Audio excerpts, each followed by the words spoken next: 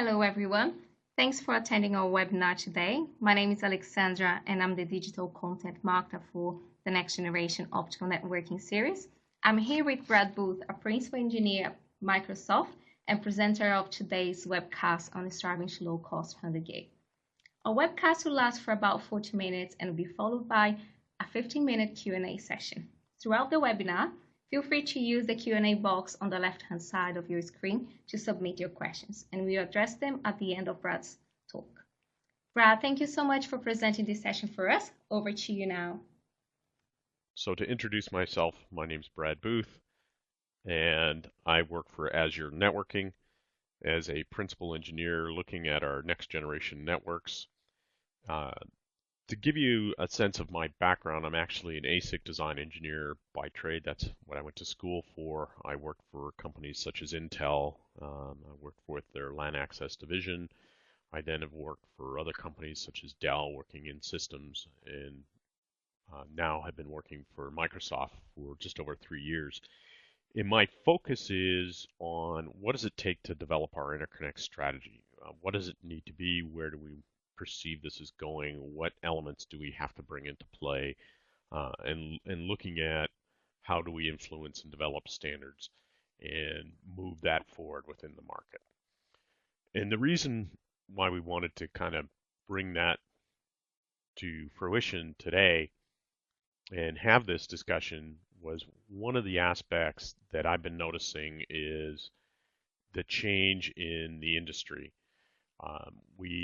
In the past, when I worked for companies such as Intel and others, it was always known that you would focus very much on the enterprise market and their migration strategy. How did they build from 10 gig to, from 10 meg to 100 meg to 1 gig, and how that would progress. And what we're seeing happen now in the market, from Delaro and various others, they're saying, this market's going through a transition. And this transition is, the volume of servers are moving away from the enterprise premise market as these guys are shifting their resources out to the cloud, and the cloud and service provider market is starting to purchase the volume of servers. Matter of fact, for example, Microsoft has 1.5 million servers in our network, and that number grows year on year. Competitively, Amazon and Google also purchase a vast volume of servers. And when you've got this significant growth occurring in the market, we're getting this transition from guys that used to look for a migration strategy. How did I grow from 10 meg to 100 meg to 1 gig, to guys that are doing such large volume scale deployments that it's you don't have the migration strategy. You have more of a forklift upgrade strategy, which is not something that we typically saw in the market. And this is all driven by just the fantastic bandwidth growth that's happening within the network. So the number of devices that are connected and the amount of bandwidth being moved in these networks is just exploding. 10 years ago inside an enterprise network, it was very common that most of these networks were spanning tree topologies. Now, if you go and look at most of the networks, they're CLOS type environments. They've got some higher level of reliability and connectivity going on. And because most of the data that's being shared within these networks is east-west traffic, a lot of replication, a lot of data duplication, backup, starting up multiple virtual machines in various different environments, that's actually driving the bandwidth to real high numbers inside the data center. I mean, we're talking, daily traffic in the terabytes realm, but inside the data centers, the traffic is, in the petabytes, if not higher, in the exabytes realm. We look at some of our data centers in, we're building a new strategy where we've got our data centers deployed in a much more metro space. And to connect those data centers, those are being linked at, when they boot up at 100 terabytes per link between those data centers. And so this is a mass volume amount of information that has to be moved, and it has changed the way we view the whole network. So if I was to show us an example of sort of how we build out our network, and this is kind of a typical scenario that we use within Microsoft, where we have our optical network exists from our tier 3. Our tier 3 is basically our access point to the outside world. And then from our tier 3 down all the way down to our tier 1, which is within the rooms, that is all optical interconnect today. And our current deployment is 100 gig within that scenario. And in the future, we plan to move that to 400 gig Ethernet and maybe 1.6 terabit. Our long haul networks, those are thousands of kilometers. And those links are typically on a coherent network, DWDM, where they're dense, wave division multiplexing. And then we have our metro links. And those are where we build out data centers in a more localized region. And those are links, again, that are DWDM links, but they're at 100 gig per wavelength. And that, if anyone saw the announcement that we did with Inphi at OFC earlier this year, this is where we're using those type of components, the Color Z component that they build. But what's interesting is as we look lower down towards the servers, those today for us are, working towards being 50 gigabits per link up from those. And that's a 3-meter direct attached copper link down there. And then we use an active optical cable to connect the tier 0 switch to the tier 1. Those servers are using direct attached copper cables. Those are the largest volume of connections that anyone has within their data centers. The server interconnect is by far the massive volume that exists, but it's extremely cost sensitive. So if I look at those links today, when we talk about those ones, those are the ones where we, at 50 cents a gigabit, that's a lot of money to be paying for those links. And we really need those links to be low cost, because when you think about it, if you're deploying hundreds of thousands of servers, that's hundreds of thousands of links that have to be brought up, and that cost is, paramount to how you build this out. So if we look at it from that point of view, this is my cost sensitivity point, but I want to be able to offer our end customers the ability to have their applications run as fast as they can, start up new VMs as quickly as possible, spurn off new jobs, and all this kind of stuff.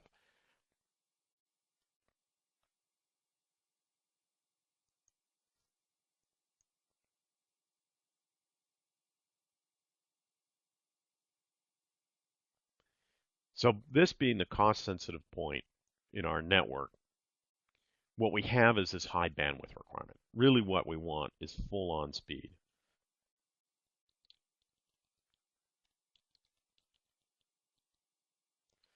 I put this as an analogy to a bullet train, right? Unfortunately, the bullet trains are not cheap.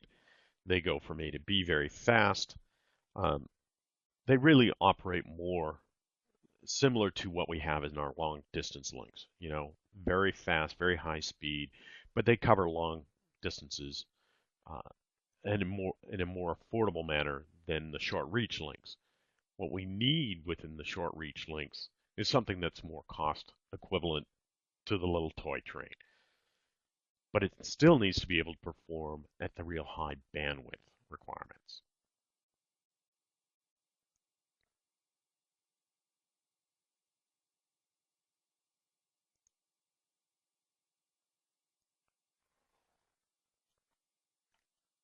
And the reason why this is driven by this is there's this need to be able to have a capacity within the channel to be able to support what's happening. So Shannon's limit is one of the things that when you're developing these specifications that you have to look towards. What does it take to push that channel to the maximum bandwidth possible? So the capacity in that channel is limited somewhat by the bandwidth capability of the medium and then what the signal to noise ratio is. And that works no matter whether you're using fiber optic cable or copper cabling. The bad thing is as you get closer to that Shannon's limit, that wall, if you hit it, you really run into problems. It drives up cost, it drives up power when you get closer to it. You really want to, if you can, stay at the lower end. But of course, you want to be able to have high data rates. So you've got this trade-off. How do I get the high data rate without adding to the complexity and power of this device?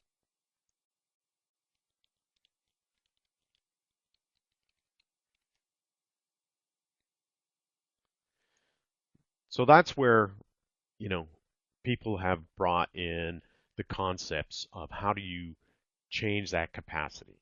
And there's a number of different ways that you can change the capacity. You can increase the bandwidth of the channel. So in other words, you change what the channel is. You go to a different medium, you use a different source, uh, or you have to modify the signal to noise ratio. Somehow or another, you need that signal to become stronger than the noise. And the problem that you have when you start doing this is as a bit rate increases, typically your signal to noise ratio decreases. So in the pictures here, you can see the 25 gig NRZ has a full height. And if we were to go down laterally to the right, you can see the 50 gig NRZ has the same height. It has a really good signal to noise ratio. But the problem is you just cut down the amount of time that you have for sampling that signal in half. So now you actually have to have your circuitry operate at a much higher data rate. If you were to go to a 50 gig PAM4, it's the same amount of time snapshot as the 25 gig NRZ, but you get 2 bits of information in it. But now you've taken this 9 dB hit because you've gone to this multi-level coding. And then further down the pipe is if you go to the 100 gig PAM4, which some people have been demonstrating since OFC, and not only have you shortened the amount of time that you get to look at the signal, but you've now also taken a hit on the SNR. And, I like to quote Pink Floyd on this, just another brick in the wall. And as this gets more and more difficult, as we go to higher and higher data rates, people want to bring modulation schemes in to help keep the speed at which something's signaling down, but that impacts your signal to noise ratio. So no matter what you do, as long as you're trying to increase that data rate, unless you're affecting the bandwidth of the channel, you're definitely going to be playing with the signal to noise ratio. And there's only so much that you can play with there. But all's not lost. There's basically two walls, and copper has the great ability of being electronic, so there is no electron to photon translation. It's pretty simple to use, but it is a very high loss medium. And there is limited ways to improve the bandwidth. And there are a number of people in the industry, there may even be a few of them on this call, that will say, never count copper out. But it's interesting when you go and talk to those in the industry about, 50 gig PAM4. And as you look at 10 gig used to go to a distance of 7 meters, and 25 gig is saying 3 meters, and 50 gig is saying maybe 2 meters. When you ask people about 100 gig, it's like, I'm not too sure we're going to be able to do 100 gig on copper. So if that's the case, the transition is how do you get to optics? Now, optics has a significantly better bandwidth property. It's a much lower loss medium. Uh, whether you look at single mode or multi-mode fiber, they have different characteristics. Multi-mode fiber has a bit of impediments because it is multi-mode. It has a greater dispersion, so it is a higher loss medium than a single mode fiber. But the big difference between fiber and copper is that you have to put this optical engine in there. And that optical engine, the device that transmits electrons into photons, is not inexpensive.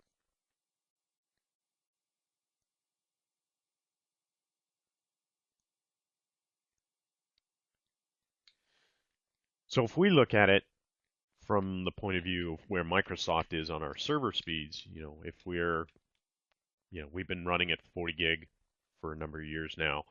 We're transitioning into 50 gig per server. If I look out, where we're planning to hop up to in 2019, up to 100 gig per server, the big concern that we have there is, does a wall show up?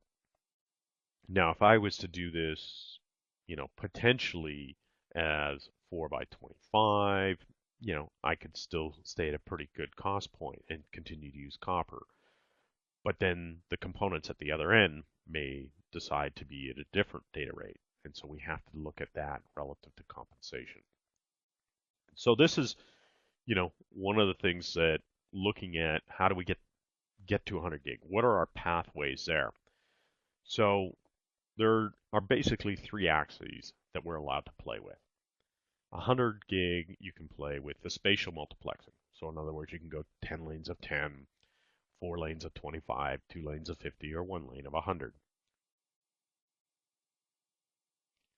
Wavelength division multiplexing is another potential option. Instead of carrying a single wavelength, I carry multiple wavelengths to get that information down there. But the other one that's been played a lot is modulation. So where we have used NRZ, non-return to zero coding in the past, there's been a big push within the IEEE to start using PAM4 coding. Now, PAM4 comes with a cost, not only in the signal-to-noise ratio, it has a cost in the fact that most people want to add forward error correction to be able to compensate for some of that signal-to-noise loss, and that adds latency.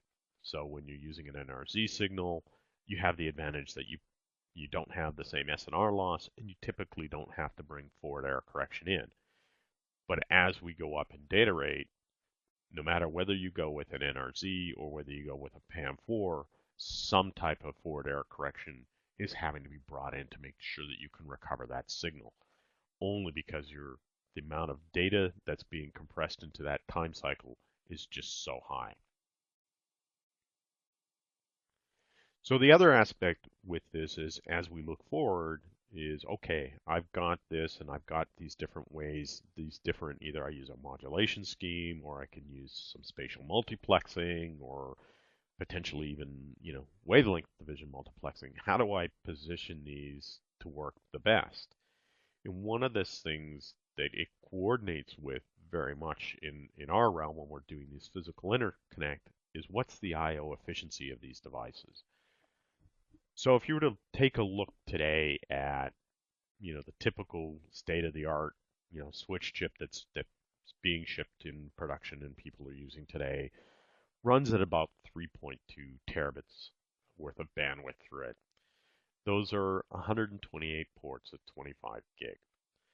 So if I was to look at utilizing the efficiency of this, if I have to build a server, I can say have servers that run at 25 gig and operate their lane speed at 25 gig, and I will use all the ports and I will maximize the bandwidth within that. If I run at 50 gig, I use 2 lanes of 25.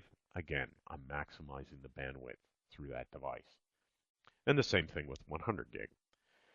Where we start getting inefficiencies, and this is both inefficiencies in power and throughput and cost, is if you're using those ports that normally would operate at their highest bandwidth at 25 gig at a lower data rate. So if I wanted to hook up 10 gig servers, I would only, effectively get, 1.28 terabits worth of bandwidth through that device.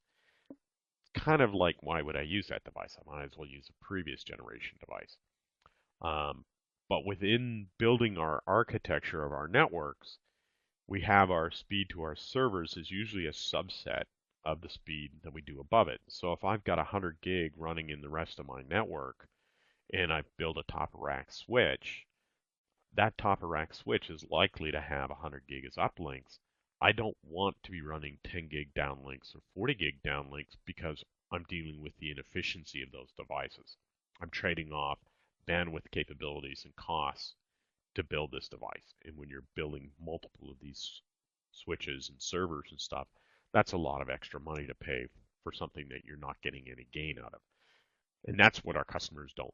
Our customers don't come to us and say, I really care about what link my server runs at, my VM runs at. They don't care. They want that to be as efficient and bottleneck free for them when they run their application. They do not want the network to be an impediment to their running the application. And so it needs to be somewhat transparent. But for us, it's an operating cost. And so therefore, we have to make sure that that operating cost is kept as efficient as possible.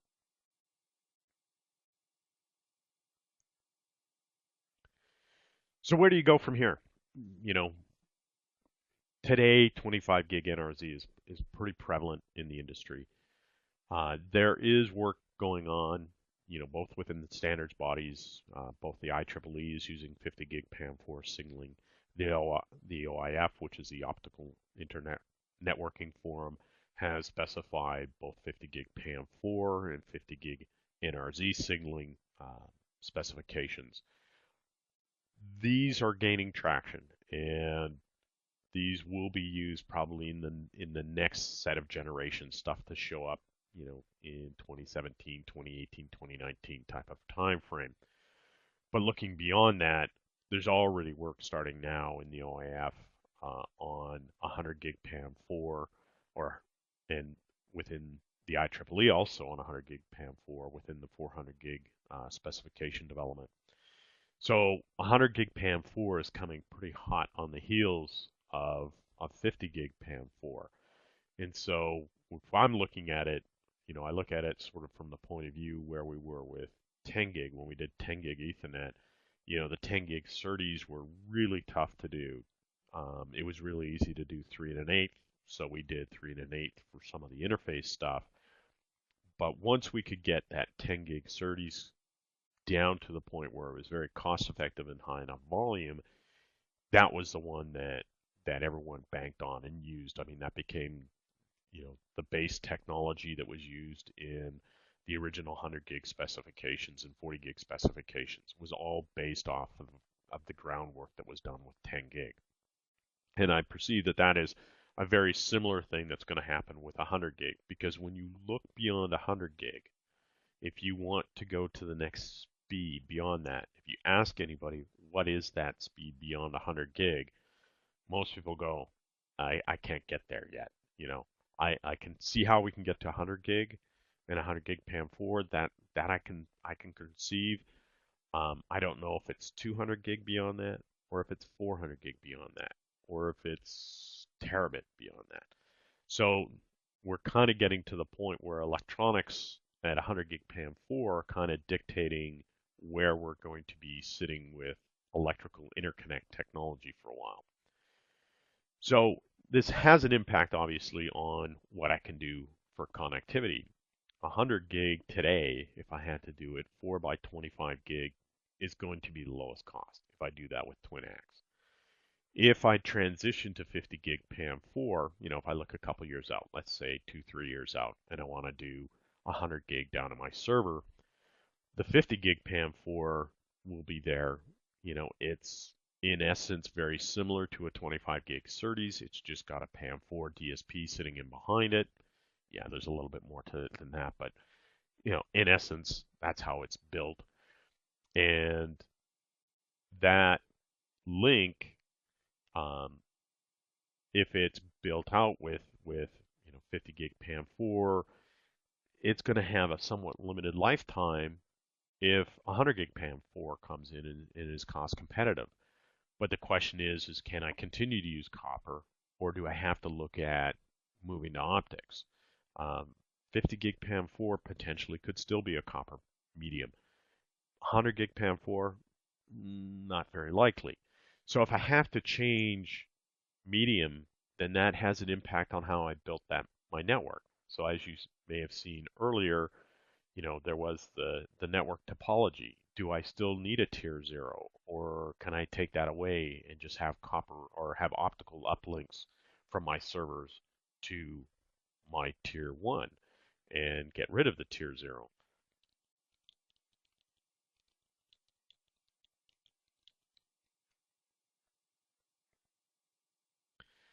So there's also the impact of the inefficiencies on this. When you start playing with the connectivity here, you start looking at, okay, if I can't use 100 gig, um, PAM4 optical at a good enough price point, do I continue to use, 4 by 25 twin-ax cables? What does that do to my network? What changes do I have to think about relative to that? And some of this plays out that if I'm using copper, electronics are very easy to understand. Most people can understand, okay, if I take a direct attached copper cable, a DAC cable, and I plug it in, it's an electrical connection. If I take an active optical cable and I plug it in, again, it's an electrical connection. Even though it's an active optical cable, that link is completely self-contained. It's only electrical at each end. If I start to bring in optics, then does that mean I'm going to do it with AOCs, active optical cables, or am I going to do it with passive components where I actually plug optical modules in and then have a connectorized solution where now I may have to worry about how do I clean that? Is there uh, things I have to think about in my deployment strategy that are completely different than how I've operated in the past?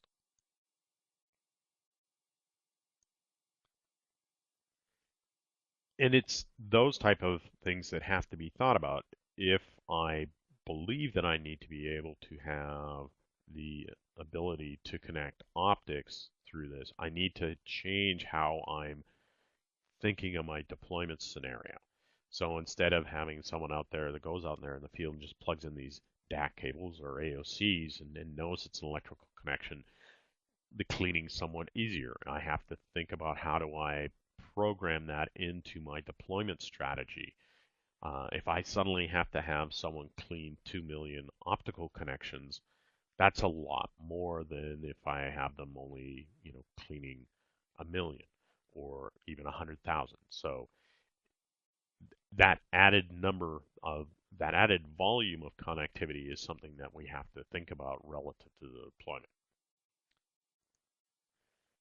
So one of the things that I think is important for an industry, for ourselves, is to actually try to focus on 100 gig. And part of the reason why I see that as being important is as we look at the movement forward, 100 gig, like I said, when I talk to people, when I talk to component suppliers and guys that build the materials and the boards and stuff like that, and anytime you start talking to them about something beyond 100 gig, their eyes kind of roll into the back of their head.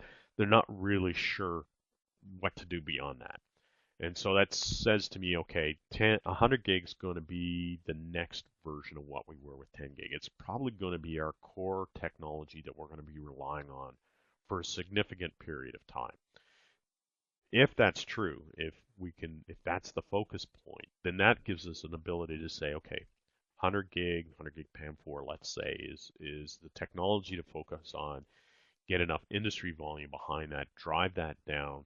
That cost comes down in, metro links like we're building. It comes down inside the data center with links that we're building as we hit, 400 gig. And eventually that, cost driving down trickles down into those low cost optical interconnects.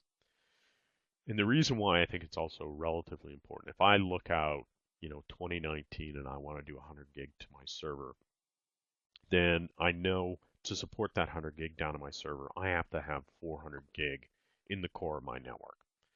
So 2019 is 3 years from now. If I was to assume that I was going to do another refresh 3 years after that, chances are I will be looking at how do I do 1.6 terabit in the core of my network, which kind of begs the question, what's the speed down to my server? Is it 100 gig still, or have I transitioned to 200 or 400? Um, Chances are by that point in time, we'll be looking at how to do 400 and 4 lanes of 100 gig. Hopefully, in that point in time, is at a cost point that is competitive with where it needs to be in building these systems. The other aspect is 25 gig and 50 gig, really the standards for them got really got started late on the adoption. So where 25 gigs started to show up, back in you know 2008, 2009 time frame, it took a long time for standards bodies to get behind that and start producing standards on that. And now that they're generating standards for 25 gig and 50 gig, the question is the longevity going to be there? It may be long-lived relative to the enterprise market, but as I showed with the industry, if the enterprise market is slipping, is there a sufficient ROI on that to go and make an investment? Would you go out and invest in a 25 gig or a 50 gig development today? If you didn't have the technology in-house, it's probably not a sound business decision. But if you're looking for the future, 100 gigs seems like it's still early enough. There hasn't been broad adoption. It's still difficult. It's still not an easy problem to solve, but the standards are only starting to adopt it. So you've got IEEE standards starting to adopt it. You've got OIF starting to write standards to it. So its longevity from a technology point of view is much better. It's existing far enough in advance of mass volume adoption. And the chances of that being ridden using that 100 gig to be the next level of interconnect or base technology interconnect like we did with 10 gig, we can use that to leverage, not only 400 gig, but now I can say, okay, I can do 16 lanes of 100 to create 1.6 terabit, or I can do, 4 wavelengths of each at 100 gig and combine those over 4 parallel fibers, and I've got 1.6 terabit. So there's ways that we can start deploying these technologies and working with them, but the core base technology that everyone seems to discuss and things that seem to point towards the future are pointing towards 100 gig. But that doesn't mean that there aren't still any tough questions to be solved with 100 gig. I think the other question that does come back is copper medium still an option? Is there an ability to still use that and keep it low cost? I said we've heard from a number of people that when they look at it, they're like, I'm not sure you're going to get much more than a meter out of that, and some are even questioning that. So it may be that by the time we get to 100 gig, copper medium is no longer an option, but I think it's definitely a question that's still up in the air.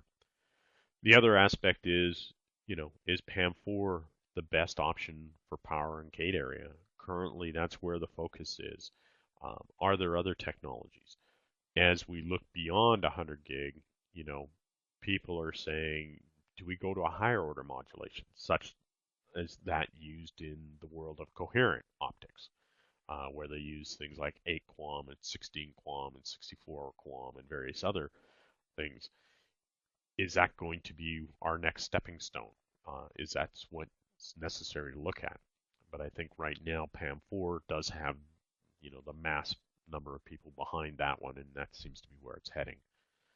The other aspect is, how fast will this market adopt it? And I think that's driven by the last one. What's it going to cost? The ability to drive market adoption obviously is always driven by cost. As we quite often like to tell vendors that come in and talk to us, we are coin operated. The lowest cost solution typically wins. And that's true as long as, it meets the other needs that we have. And that's, I think, one of the key aspects for us when we look at it is, can it be a broad market adoption? If it's broad market adoption of 100 gig as a base technology, then it helps definitely drive the market down to a lower point, a lower cost point for everyone involved. And that's all I have to say. I'm going to open it up for questions. I apologize to those. I know you may not be able to hear me. Some of them were explaining that they had audio issues, and I apologize for that. But hopefully everyone found this informative. And if there's any questions, please feel free.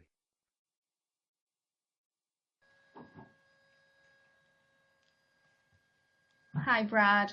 Yes, thank you so much for the presentation. I have a couple of questions here. And yes, again, Apologies to those who couldn't hear us.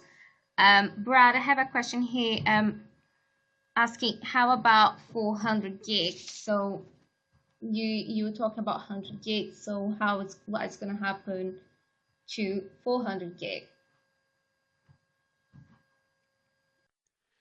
Yeah, that's an interesting question right now. If you look at what the IEEE is doing, they've got two options that they're moving forward with. I- You know, if you take the reach equation out of it, um, with 400 gig, they've got two options. One where it's basically 8 lanes of 50 gig, and then another option that's 4 lanes of 100 gig. And the 8 lanes of 50 gig gets to be a little bit more complex when you have to look at what it takes to build the solutions and stuff like that. So, for example, parallel single mode fiber typically is deployed as a 12 fiber ribbon. If you were to try to use 8 lanes of 50 gig, the only way you could use that fiber would be is if you did bidirectional optics. Um, that makes it extremely complex. If you decide to use a WDM scenario and use duplex, now you've got 8 wavelengths that you've got to multiplex together.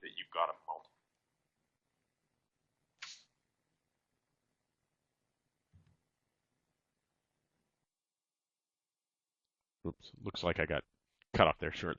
Um, yeah, so there is a bit of a a change there relative to 400 gig and where people think this may go. Um, I think the 4 by 100. If we look further out in time, the expectation is as the technologies develop and cost scenarios get played out, everyone seems to be saying 4 lanes is always much more efficient than 8 or 10 of anything. Any other questions? Yes, someone is asking here if you're going to be discussing this in more depth when they attend the event next week.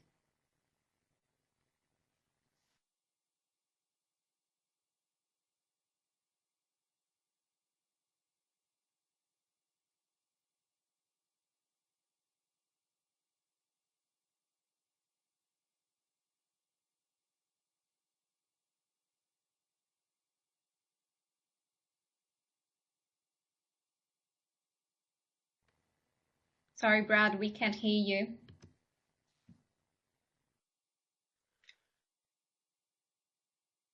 I said yes. I do plan to talk about this some more next week. If anyone would like to, contact me while I'm there or reach out to me in advance and set up a chance to talk, that'd be great.